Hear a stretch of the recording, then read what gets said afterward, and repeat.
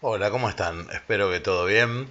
Bueno, acá estamos alejados por recomendaciones sanitarias que son de público conocimiento, y vamos a tratar de que este periodo en el que no vamos a tener clases presenciales no sea un periodo de vacaciones, sino que podamos seguir adelante con la cursada de la mejor manera posible.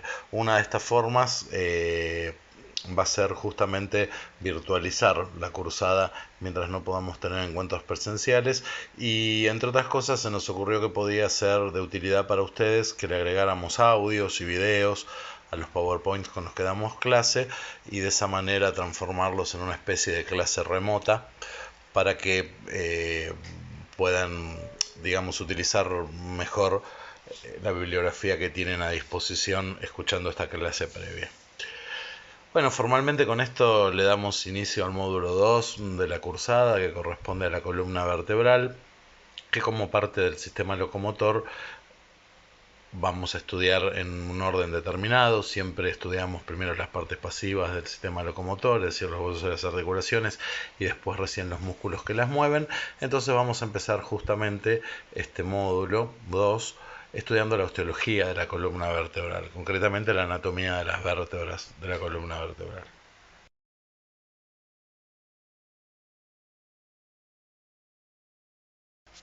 Bueno, acá no me voy a poner a repetir lo que está escrito en el texto porque me parece que está suficientemente claro, pero me gustaría detenerme un momento en el concepto de metamería, que por ahí les resulta un poco difícil de comprender. Como dice el texto, la metamería es la repetición seriada de segmentos corporales. Es una característica de todos los animales, pero en los animales invertebrados quizás les resulte más fácil de comprender. Piensen en una lombriz que está formada por anillitos que se repiten en sentido cráneo-caudal, y cada uno de estos anillos, en el caso de los invertebrados, a veces actúan como unidades independientes. Bueno, en el caso de los vertebrados, la metamería también es una característica de su plan anatómico general, pero a diferencia de los invertebrados, la metamería de los vertebrados siempre es profunda, es decir, no la vemos en la superficie corporal, sino en estructuras que están en la profundidad del cuerpo, como pueden ser las vértebras, pero también las costillas o el esternón.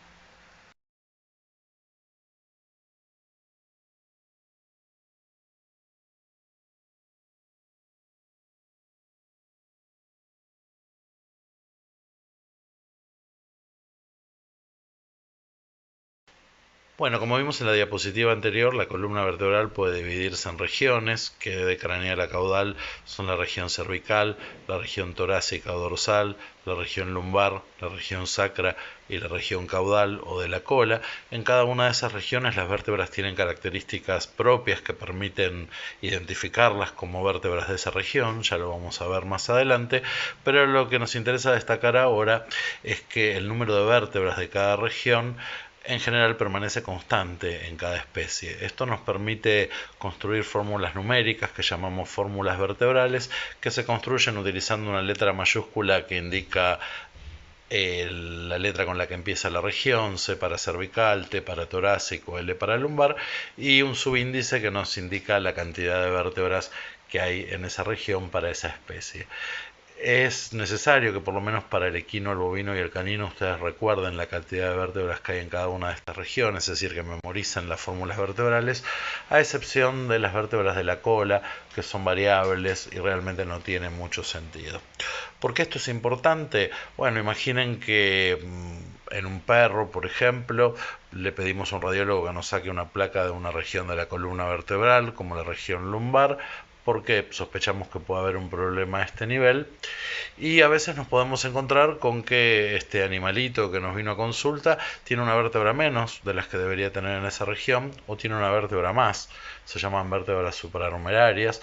En uno y otro caso esto trae problemas en la estática y en la dinámica de la columna vertebral, y no podríamos darnos cuenta que nos está sobrando, nos está faltando una vértebra si no supiéramos la cantidad de vértebras que normalmente hay en esa región para esa especie. Por eso la necesidad de que memoricen, no queda otra, estas fórmulas vertebrales.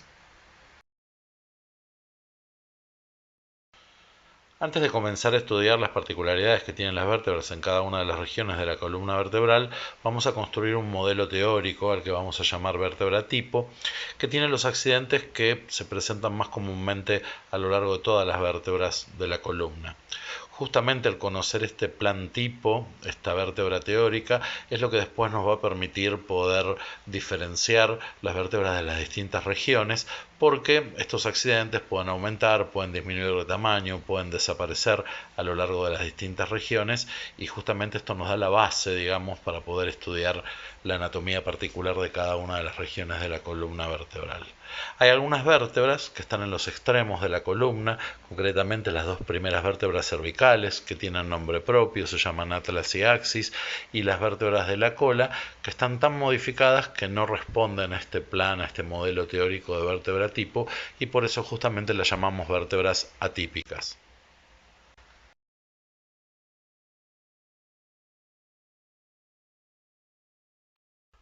Bueno, antes de seguir adelante les quiero pedir disculpas. Esto lo estamos grabando desde casa con un celular, no es un estudio y por lo tanto, real como la vida misma, cada tanto se va a filtrar algún ruido extraño, como un pajarito cantando, un perro ladrando o alguna vecina que entró al edificio y pegó un portazo o habla a 10 decibeles más alto de lo necesario. En el caso de que se produzcan estos ruidos molestos, les pido disculpas, pero digamos, voy a seguir adelante igual con la grabación, porque si no, cada intento de grabación se repite 10 veces y el trabajo se hace muy largo. Bueno, una vértebra tipo tiene un cuerpo vertebral que en el esquema lo están viendo de color blanco. El cuerpo vertebral normalmente tiene forma cilíndrica y tiene un extremo craneal que es convexo y se llama cabeza vertebral, y un extremo caudal que es cóncavo, que se llama fosa vertebral. Sobre el cuerpo está ubicado el arco vertebral. El arco vertebral está formado por dos pedículos, que serían como una especie de columnas que hay a los costados, y dorsalmente cada pedículo se continúa con una lámina. Las láminas se funcionan dorsalmente y forman lo que sería el techo del arco. Si se fijan con atención, entre el arco y la parte dorsal del cuerpo se forma un agujero que recibe el nombre de foramen vertebral. Esto es un accidente, el foramen vertebral, de una vértebra sola, pero cuando todas las vértebras están ubicadas en la columna, la suma de todos los forámenes vertebrales forma una especie de túnel que recibe el nombre de canal vertebral y que va a alojar a un órgano del sistema nervioso central, que es la médula espinal, junto con una serie de membranas que lo protegen, que son las meninges. Bueno, además del cuerpo y del arco, cada vértebra se compone de una serie de prominencias óseas que se llaman procesos o apófisis. Proceso o apófisis son sinónimos, pueden decirle como quieran. Tenemos un proceso espinoso que surge de la parte dorsal del arco. Tenemos dos procesos transversos que surgen hacia los laterales, hacia la izquierda y hacia la derecha. Los procesos transversos pueden surgir del arco en algunas vértebras, o en otras pueden surgir del punto de unión entre el arco y el cuerpo vertebral. Estos procesos son eminencias no articulares, son para inserción de tendones musculares y de ligamentos también, y además tenemos también los procesos articulares. Sobre el arco, en la parte dorsal del arco de cada vértebra, hay un par de procesos articulares, uno derecho y uno izquierdo, y estos procesos se repiten tanto en craneal como en caudal, es decir, que cada vértebra tiene 4 procesos articulares. Los procesos articulares tienen carillas lisas articulares que van a actuar como superficies articulares, como vamos a ver más adelante.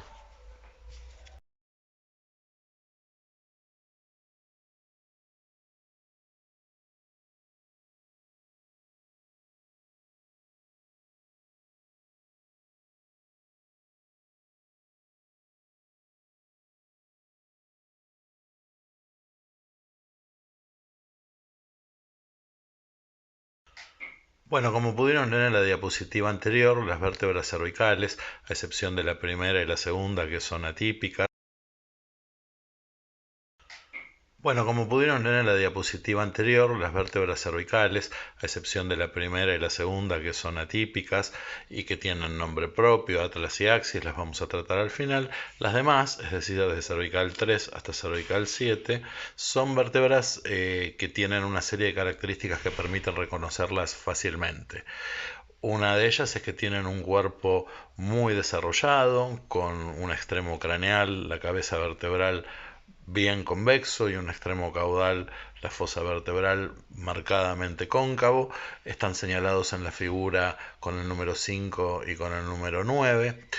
Además, son vértebras que tienen procesos articulares muy grandes. Esto tiene que ver con el gran grado de movilidad que presenta esta región. Están señalados los procesos articulares craneales con el número 2 en la figura y con el número 3 los caudales. En general, el proceso espinoso, que está señalado con el número 1, no es muy alto, ¿sí? Y va creciendo hacia caudal hasta que ya en la vértebra cervical 7 es un poquito más alto. Justamente es así porque esta es una vértebra transicional, ya está haciendo la transición hacia las vértebras torácicas.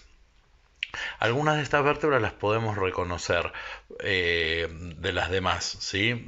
Siempre estoy hablando de la región cervical. Las vértebras cervical 3, cervical 4 y cervical 5 son idénticas, de modo tal que cuando tenemos una en la mano solo podemos decir esta es C3, C4 o C5, porque son idénticas. La que está justamente dibujada en la figura que aparece en esta diapositiva es una de esas. Fíjense que su proceso transverso está dividido en dos cúspides, ¿sí? Una que está orientada en sentido craneal y ventral y la otra en sentido caudal y dorsal. Por eso a esas cúspides, que están señaladas con el número 6 y con el número 7, debido a esas cúspides es que a estas vértebras se las denomina muchas veces vértebras bicúspides, ¿sí? Sí podemos reconocer la vértebra cervical 6 porque si se fijan en la foto de abajo es distinta de C3, C4 y C5 debido a que ya su proceso transverso está modificado de otra manera, presenta ventralmente una lámina que en algunas especies como los rumiantes es una lámina cuadrangular y dorsalmente un pequeño tubérculo, es decir, lo que tienen es un tubérculo dorsal y una lámina ventral. Todo eso es el proceso transverso y debido a esto, a esta vértebra se la suele llamar vértebra tricúspide y es fácilmente diferenciable, por lo menos en los rumiantes, de la 4, la 5 o la 3. La vértebra cervical 7 ya requiere una descripción aparte que vamos a hacer en la próxima diapositiva.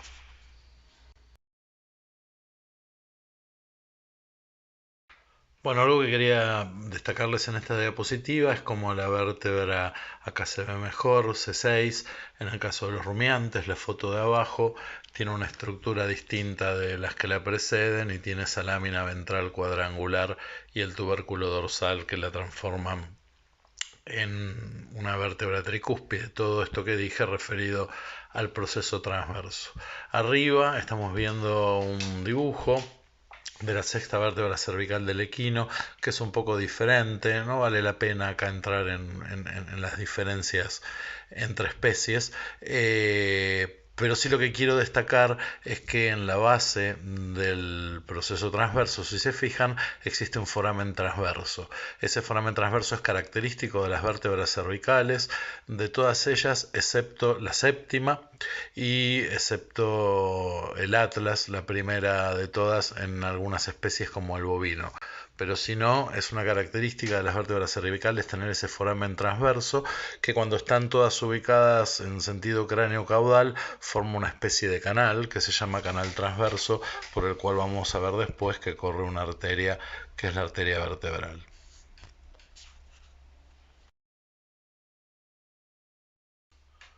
Por último, acá tenemos una vértebra cervical 7 que tiene toda una serie de características que permiten diferenciarlas del resto de las cervicales. Fíjense que ya tiene un proceso espinoso más alto y lo que es más importante en su cuerpo, en la parte caudal, es decir, a los costados de la fosa vertebral, va a presentar dos pequeñas depresiones que se llaman foveas costales, que van a servir para que articule la cabeza de la primera costilla, que articula entre la vértebra cervical 7 y la primera torácica.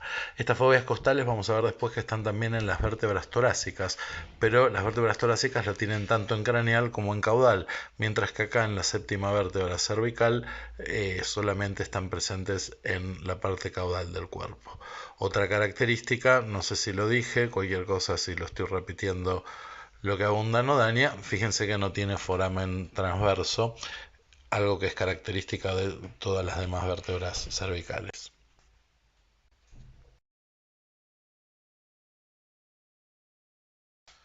En esta diapositiva estamos observando la primera vértebra cervical, el atlas de un bovino. El nombre que recibe la primera vértebra cervical proviene de una figura mitológica, Atlas, que sostenía sobre sus hombros el peso de la tierra, y justamente esta vértebra sostiene o está articulada con la cabeza, y por ese paralelismo se le pone este nombre. Si la miran con atención van a ver que es una vértebra que no responde al plan que describimos como vértebra tipo, es por lo tanto una vértebra típica, y lo que le falta para ser una vértebra tipo es tener un cuerpo. El atlas no tiene cuerpo y eso lo transforma en una vértebra típica. Está formado entonces el atlas por un foramen vertebral que va a estar a su vez conformado por un arco dorsal y un arco ventral. La unión de ambos arcos forma el foramen vertebral. Y lo que llamamos las masas laterales del atlas, que van a incluir dos procesos transversos muy modificados que reciben el nombre de alas del atlas, y superficies articulares, dos craneales para el hueso articular, perdón, para el hueso occipital de la cabeza, y dos caudales para la segunda vértebra cervical.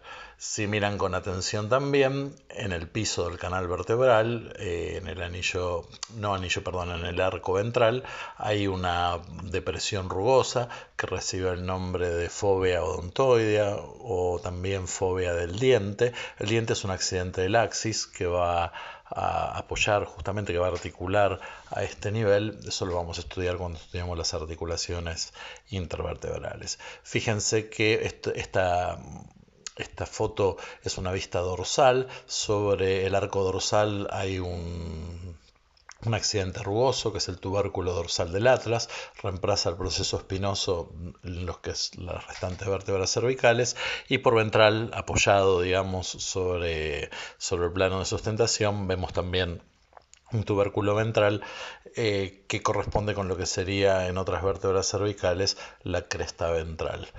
Si pudiéramos mirar el atlas por ventral, las alas tienen por el lado ventral una depresión bastante profunda que se llama fosa del atlas o fosa atlantoidea. Bueno, y con esto terminaríamos lo que es la descripción básica de la vértebra.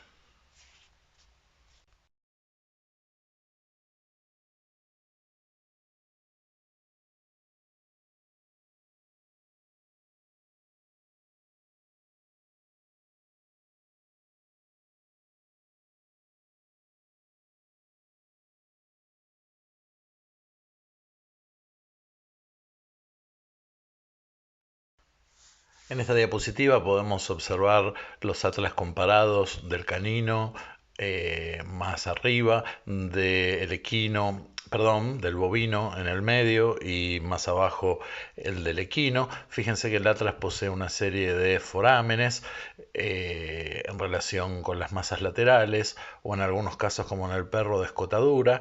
Esos forámenes los tienen, justamente para eso están puestas estas fotos, los tienen que poder identificar.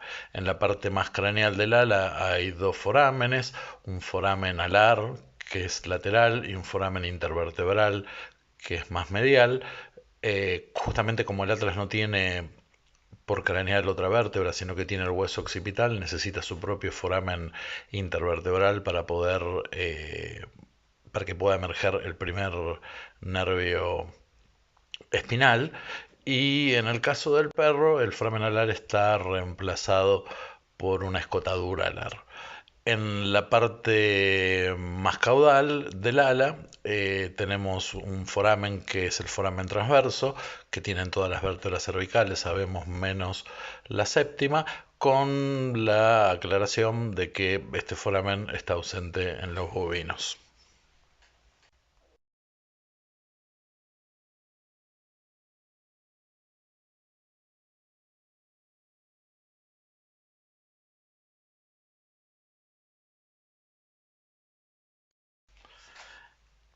Esta foto nos está mostrando la segunda vértebra cervical que se llama axis. Axis quiere decir eje, en este caso un axis de equino en una vista lateral.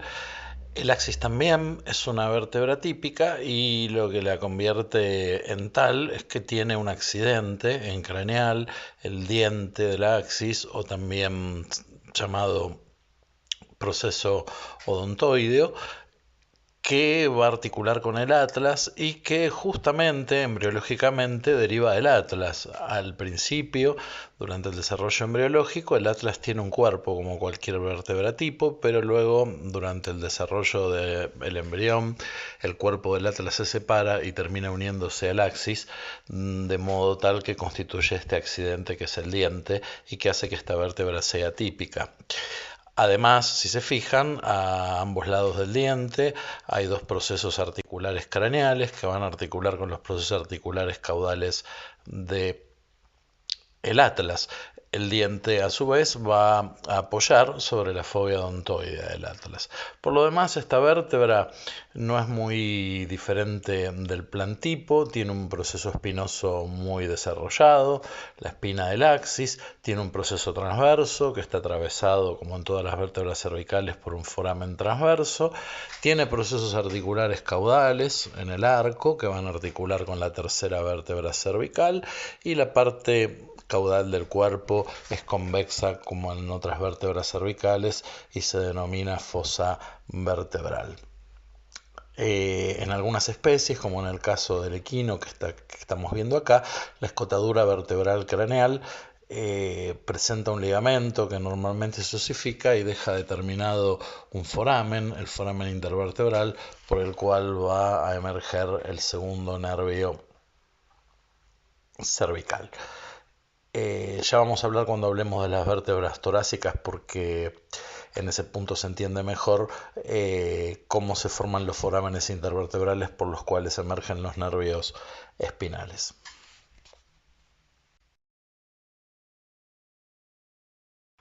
Esta diapositiva nos muestra los axis comparados. En primera instancia arriba el del canino, en el medio el del bovino y más hacia abajo el del equino. Fíjense que en el canino existe una escotadura vertebral craneal, no un agujero intervertebral como ocurre en el equino y también en el bovino. Pero una cosa sobre la que me gustaría llamar la atención en este punto es que, y acá se ve claramente, el diente del axis, en el caso del bovino y del equino, solamente es liso, es decir, articular, solamente va a apoyar sobre la fobia odontoidea en su parte más ventral, porque dorsalmente es rugoso para la inserción de ligamentos. En cambio, en el canino, el diente es liso en toda su circunferencia y solamente es rugoso en la punta. Van a entender la importancia que tiene esto cuando estudiemos las articulaciones intervertebrales.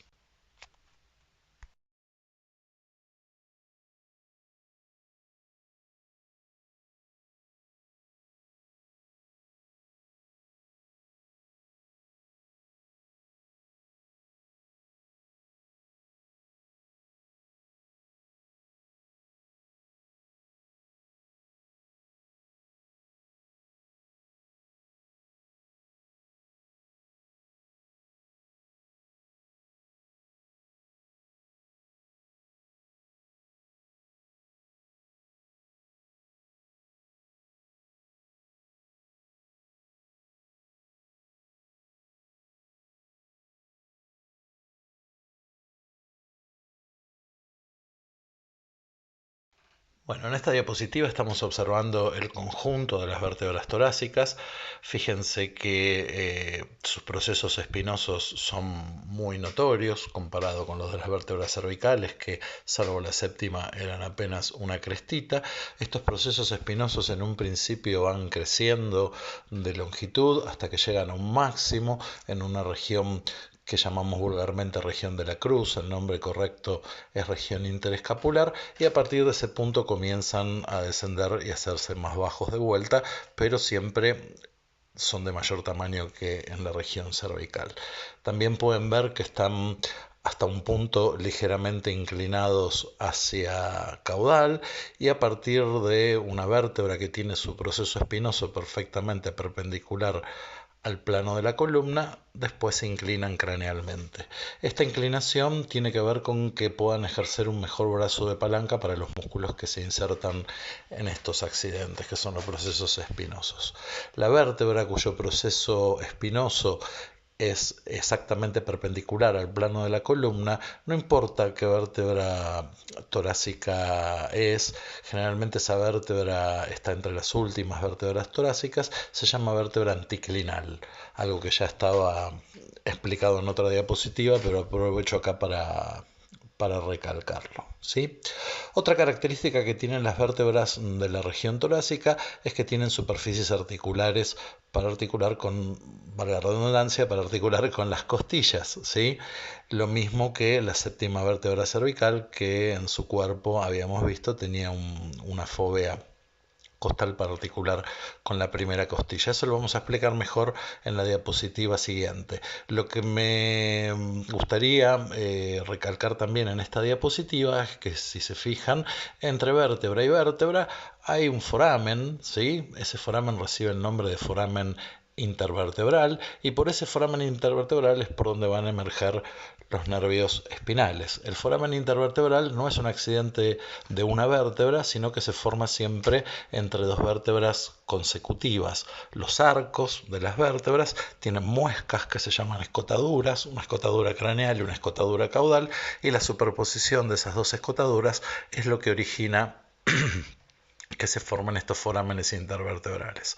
Adicionalmente, algunas vértebras torácicas en algunas especies pueden presentar un foramen más que perfora el arco. Esto no tiene mucha importancia, y esto nos explica por qué, por ejemplo, el axis, en el caso del bovino y en el caso del equino, tenía su propio foramen intervertebral en craneal, y lo mismo el atlas, justamente porque en esas dos vértebras que son atípicas, los forámenes intervertebrales no se pueden formar de esta manera, porque esas dos vértebras no respondían al plan tipo.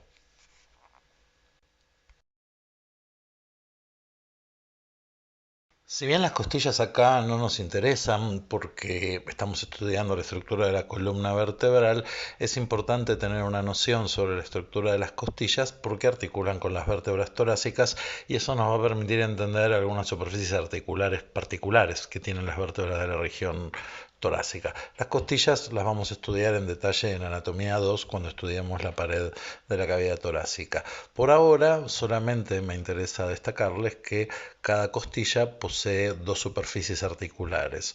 Una que está señalada en rojo acá en el esquema, que es la cabeza de la costilla, y otra más caudalmente, que es el tubérculo de la costilla.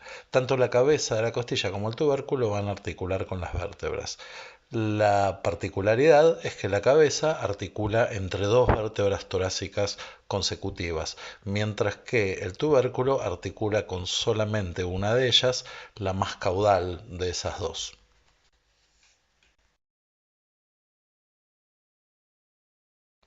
Si se fijan en esta diapositiva, van a poder observar las superficies articulares para las costillas que les mencionaba en la diapositiva anterior. En la vértebra torácica, que está vista por lateral, tenemos en relación al cuerpo dos pequeñas depresiones, una está señalada con el número 4 y la otra está señalada con el número 5. Esas depresiones se llaman fóveas costales y son para la cabeza de la costilla.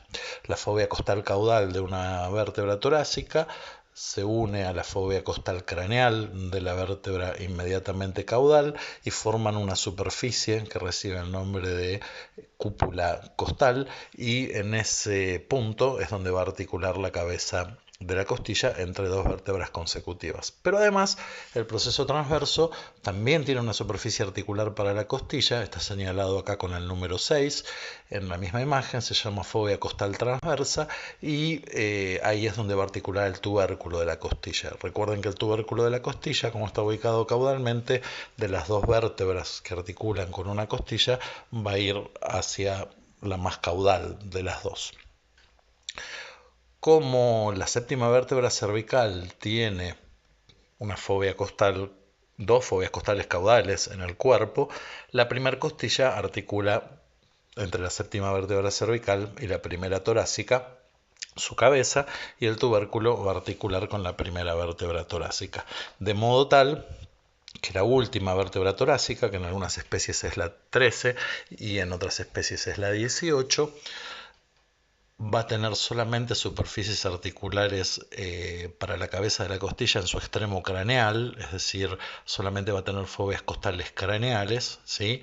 Y sí va a tener la superficie articular para el tubérculo de la última costilla, es decir, fovea costal transversa. Lo que no tiene es la fovea costal caudal, porque la última costilla no articula entre la última torácica y la primera lumbar, sino entre las dos últimas torácicas. La razón de esto es que ya la primera articuló con la cervical 7.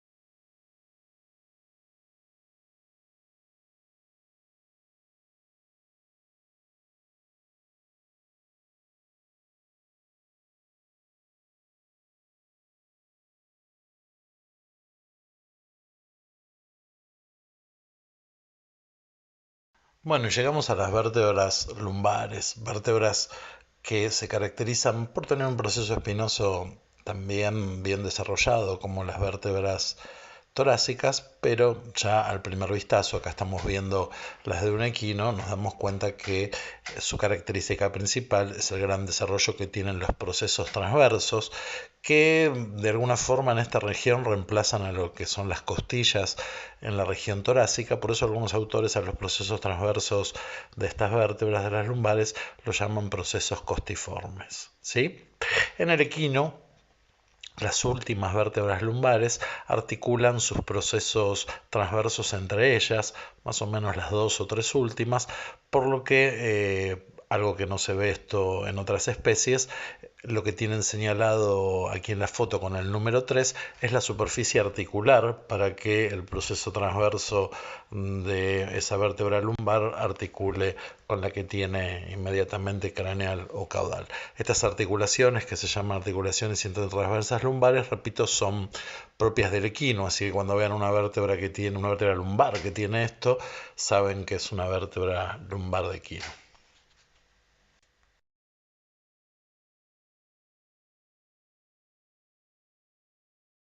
Bien, en esta otra diapositiva estamos viendo las vértebras lumbares del equino por dorsal, volvemos a ver el gran desarrollo que tienen sus procesos transversos, vemos cómo las últimas están articuladas a través de sus procesos transversos, algo que repetimos ocurre solamente en el equino, y también están articuladas con la región siguiente, que es la región sacra, que está, ya vamos a ver, formada por un único hueso, por una fusión de varias vértebras que forman un único hueso, que es el hueso sacro. Lo que me interesaría destacar en esta diapositiva, señalado con el número 5, es que las vértebras lumbares presentan sobre su superficie articular craneal o entre la superficie articular craneal y el proceso transverso una rugosidad que recibe el nombre de apófisis o proceso mamilar.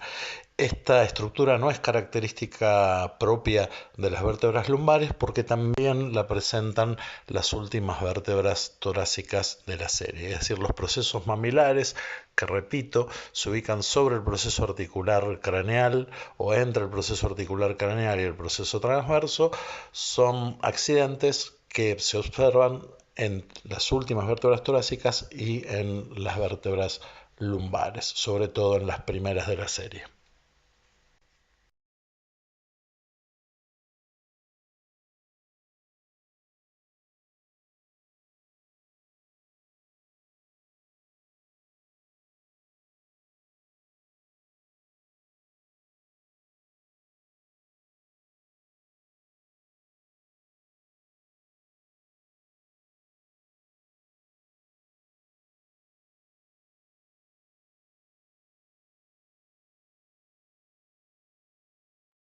Ya casi finalizando, llegamos a la región sacra de la columna vertebral, una región muy modificada porque las vértebras que la componen, que son 5 en el caso del equino y del bovino y 3 en el caso del perro, están todas fusionadas constituyendo un hueso único que llamamos hueso sacro o simplemente sacro.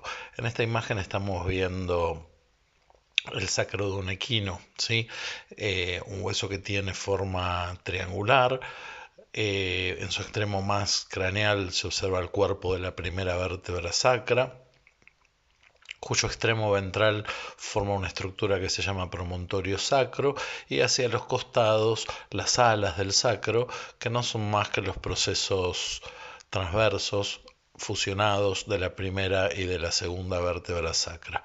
En el caso particular del equino, los procesos espinosos permanecen independientes y lo que en otras regiones de la columna son los agujeros intervertebrales acaban a quedar reemplazados por una fila de forámenes que se ven tanto por dorsal como por ventral, que se llaman forámenes sacros dorsales y forámenes sacros ventrales o sacropelvianos. Cada foramen sacrodorsal y sacroventral equivale a lo que sería el foramen intervertebral en otras regiones de la columna. Por lo tanto, la rama dorsal del nervio espinal va a salir por los forámenes sacros dorsales y la rama ventral va a emerger por los forámenes sacros ventrales. El hueso, como es triangular, se va afinando hacia el extremo caudal, donde ya se va a continuar con las vértebras caudales. En el caso del equino, las alas del sacro presentan superficies articulares para articular con los procesos transversos de la última vértebra lumbar. Esta articulación, que es propia del equino, se llama articulación lumbosacra. Además, sobre el arco de la primera vértebra sacra observamos los dos procesos articulares craneales que se, que se mantienen independientes y que tienen procesos mamilares exactamente igual que exactamente igual que las últimas vértebras torácicas y las vértebras sacras.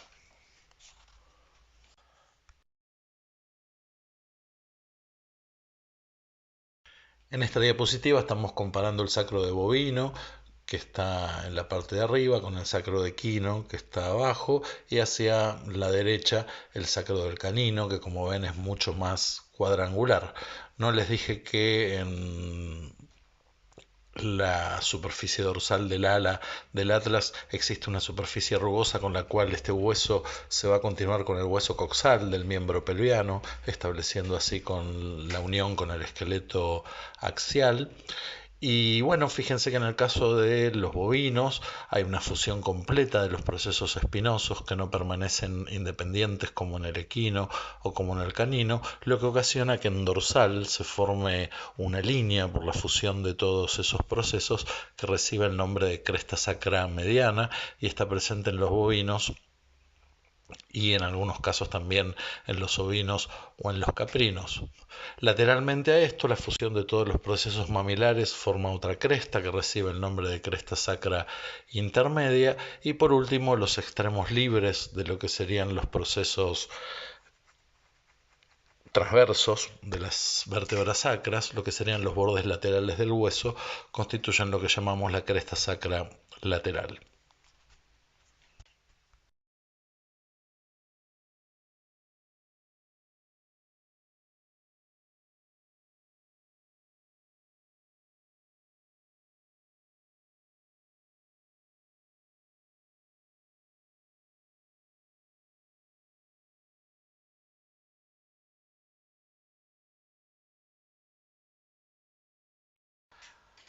Bueno, por último ya las vértebras caudales son vértebras atípicas Y la razón de esto es que la mayoría de ellas van a carecer de arco neural. Esto es así porque ya la médula espinal, que es lo que protege el arco neural, finaliza a lo sumo dentro del sacro, en algunas especies, como vamos a ver más adelante en sistema nervioso, inclusive dentro de las vértebras lumbares.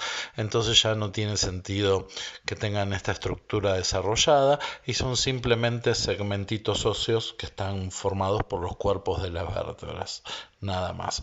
Las hace atípicas entonces el hecho de no tener arco.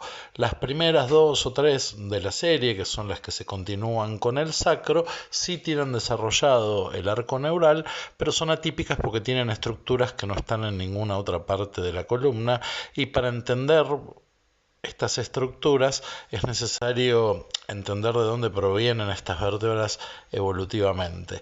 En este esquema estamos viendo las vértebras, un conjunto de vértebras esquematizados de un pez. En los peces piensen que estamos en el extremo opuesto de los vertebrados, ¿sí? En los vertebrados menos evolucionados. Y fíjense que las vértebras en estos animales, además de tener un arco neural que protege a la médula espinal, ventralmente tienen otro arco muy similar que recibe el nombre de arco emal. Esto viene de hemo, sangre, porque ese arco que corre por ventral va a proteger a la principal arteria del cuerpo, que es la arteria aorta. Esto sucede en regiones donde no hay costillas, ¿sí? Bueno, resulta que estas primeras vértebras caudales que les estoy mencionando, en algunas especies como el bovino y como el canino, presentan vestigios de estos arcos emales en forma de a veces procesos emales que no llegan a unirse formando un verdadero arco, o en algunos casos con la adición de un hueso emal llega a formarse este segundo arco. Esto es algo que no tiene mayormente importancia, pero es para explicarles el porqué de estas estructuras y por qué estas vértebras son atípicas. Ya dijimos, las más caudales de la serie directamente son atípicas porque no tienen arco neural.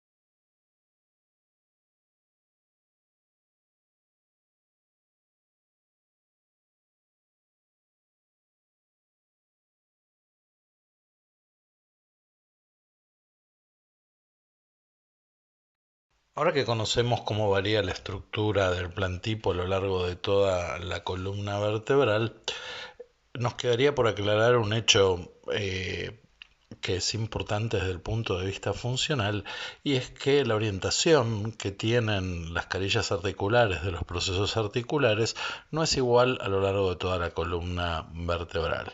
Este esquema de Dice nos muestra claramente, comparando una vértebra cervical con una vértebra lumbar, cómo los procesos articulares y sus carillas articulares están orientados en distinto sentido. Repito, en una vértebra cervical, que es la que está dibujada del lado izquierdo, con respecto a una vértebra, por ejemplo, lumbar, que es la que está ubicada del lado derecho. En el primer caso decimos que la orientación de los procesos articulares es tangencial, y en el segundo caso decimos que la orientación de los procesos articulares es radial. ¿Por qué? Porque si uno toma la circunferencia del foramen vertebral, la orientación que tiene el proceso articular en el caso de las vértebras cervicales, por ejemplo, si lo prolongáramos, es una tangente esa circunferencia, mientras que en el segundo caso, si el eje mayor del proceso articular lo prolongáramos, va a pasar por adentro de la circunferencia formada por el foramen vertebral, y por lo tanto es un radio de esa circunferencia. En las fotos de las dos diapositivas siguientes quizás lo van a poder entender un poco mejor. En general, al patrón de orientación que ocurre en las vértebras cervicales se lo llama en forma genérica patrón cervical. aunque también vamos a ver esto ocurre no solamente en la región cervical, sino también en las primeras vértebras torácicas, y al otro patrón, como aparece claramente en las vértebras lumbares, se lo llama patrón lumbar. Todo esto lo estamos diciendo para aclararles que existe una vértebra que puede estar entre las últimas torácicas o entre las primeras lumbares, que va a tener el patrón cervical en sus procesos articulares craneales, pero el patrón lumbar en sus procesos articulares caudales.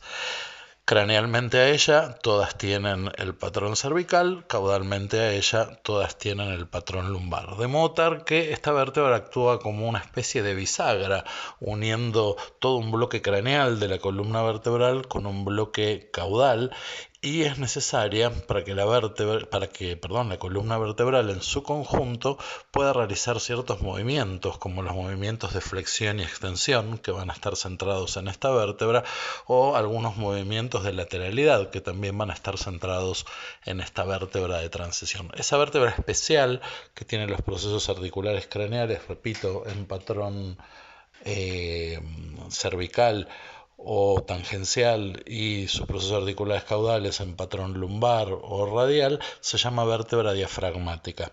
Y tienen que tener cuidado porque algunos autores, como por ejemplo Getty, confunden este concepto con el de vértebra anticlinal. ¿Recuerdan la vértebra torácica que tenía su proceso espinoso exactamente perpendicular al plano de la columna? Y la verdad que son dos conceptos que no tienen nada que ver uno con otro.